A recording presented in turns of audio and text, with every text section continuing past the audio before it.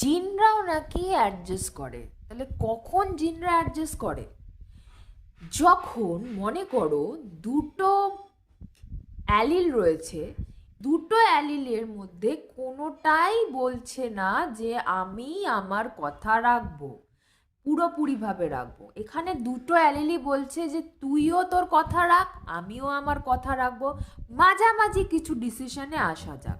তো মাঝামাঝি কিছু ডিসিশনে যদি আসা যায়, এমন কোনো পরিস্থিতি যখন তৈরি হচ্ছে যেখানে কেউ কারোর ওপর ডমিনেন্ট অত্যাচার করছে না আর কি, কেউ কারোকে বলছে না তুই চুপ করে বসে থাক, আমি আমার রাজত্ব চালাবো, এমন কিছু হবে না। যেখানে দুটো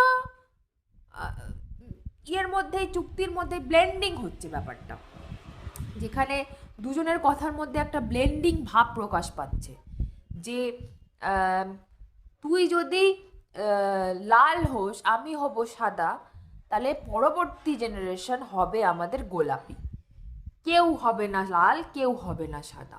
এরম যদি হতো ব্যাপারটা, তাহলে কতটাই মজাদার হতো। হ্যাঁ, কিছু কিছু ক্ষেত্রে কিন্তু এরম ব্যাপার হয়।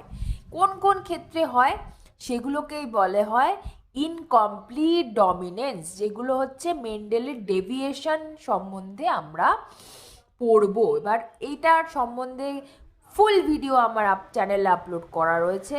কেন এরকম হয়, কিসের জন্য হয়, অসম্পূর্ণ প্রকটতা কেন দেখা যায়, এইগুলো কিন্তু পুরোপুরি ভিডিওতে আমার বলা রয়েছে, তোমরা চাইলে দেখে নিতে পারো। টাটা।